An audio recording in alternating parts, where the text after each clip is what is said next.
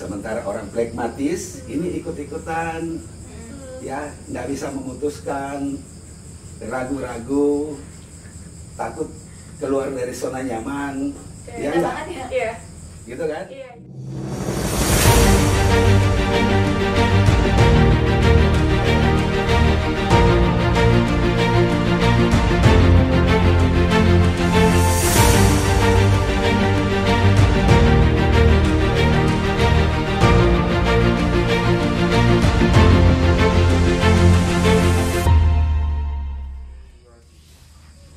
Hai dok. Halo.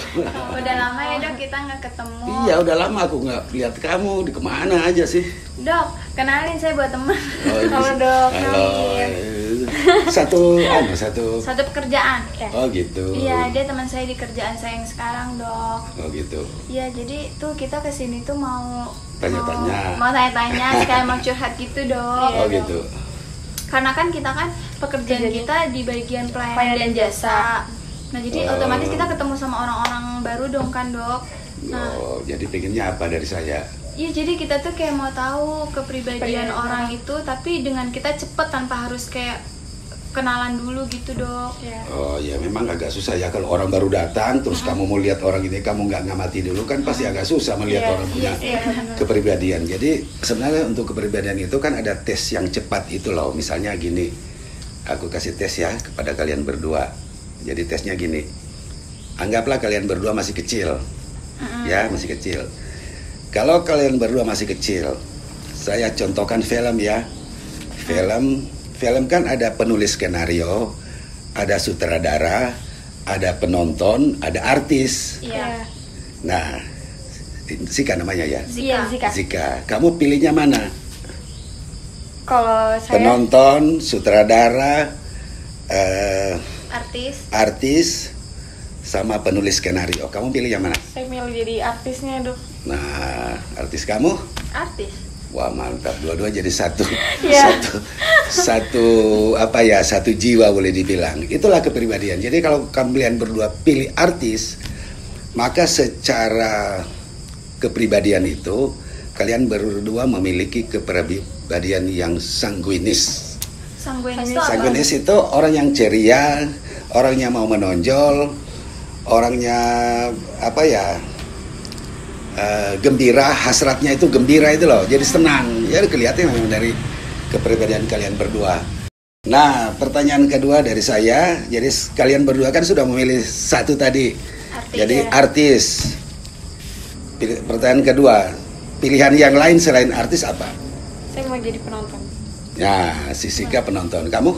Saya jadi sutradara. Sutradara. Nah, penonton itu wataknya atau hasratnya itu orang damai itu loh.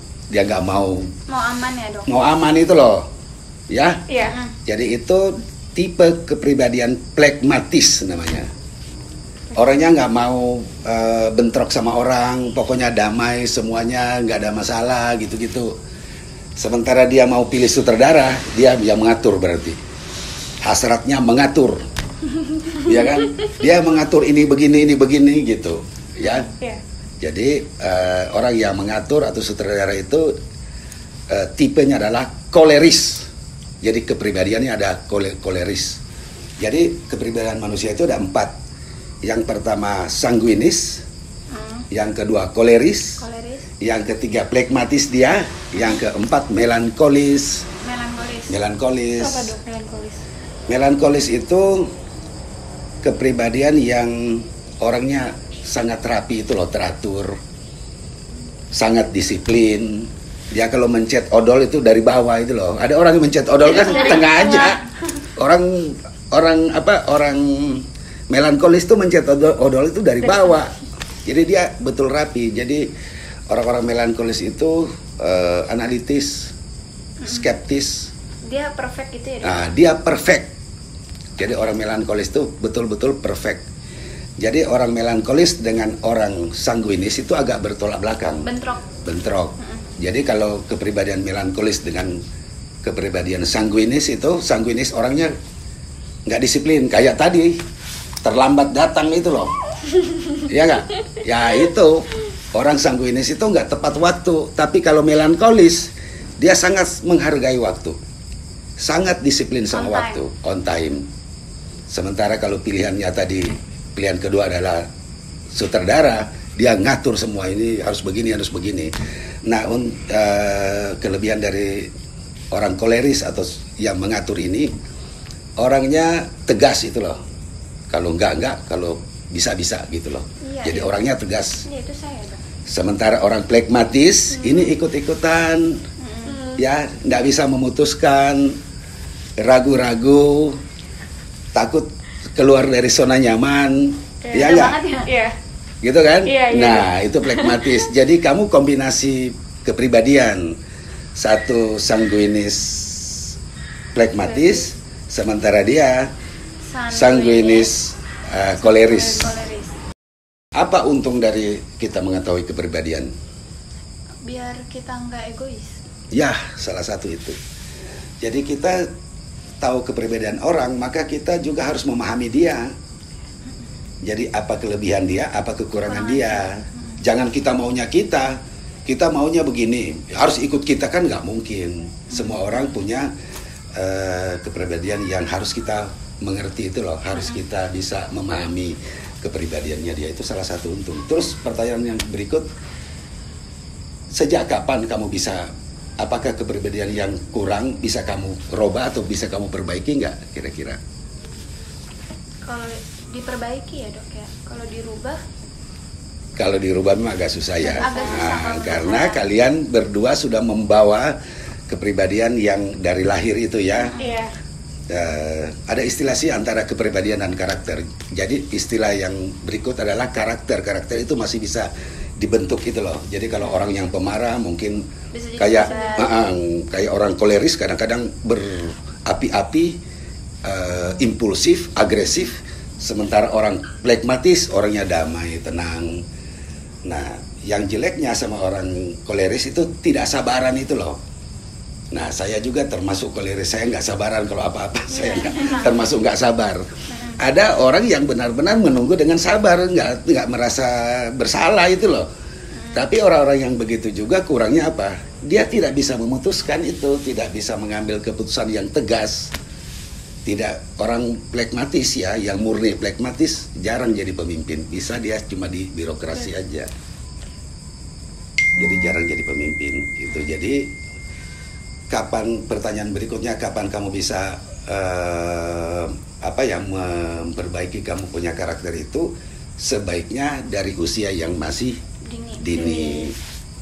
Jadi ada istilahnya golden period. Golden period itu di bawah usia dewasa, di bawah 18 lah kira-kira. Tapi kalau sudah usiamu 30, 40 ke atas, bahkan 50 ke atas sudah agak susah. Jadi ada satu istilah, kalau kamu membuat kursi, ya, kalau bikin kursi, itu lebih mudah kamu bikin kursi dari anyaman rotan yang masih sudah tua atau masih muda? Yang masih muda. Masih muda. Masih muda dong. Jadi kalau kamu bikin kursi nganyam kursi dari rotan itu rotan yang masih muda. Kalau tua Kalau nanti itu. kalau rotannya udah tua, kamu sulit sekali membengkokkan rotan itu. Iya kan? Iya. Sama dengan kepribadian. Jadi kalau kepribadian kamu nanti mau berubah setelah usia Kalau tua susah. tua agak sulit.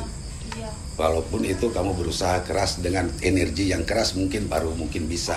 Iya, benar. Tapi memang agak sulit, ya. Iya. Jadi pentingnya mengetahui kepribadian orang lain supaya kita bisa memahami, mengerti tentang orang. Jangan kita egois sendiri, ya. Saya kira itu aja. Iya, benar. Atau ada yang mau ditanyakan lain? Enggak, Dok, tapi itu sesuai sih sama saya juga. Kamu? Iya, kadang saya suka egois, Dok, sama teman saya. Sama saya juga nggak dibalas, ya nggak?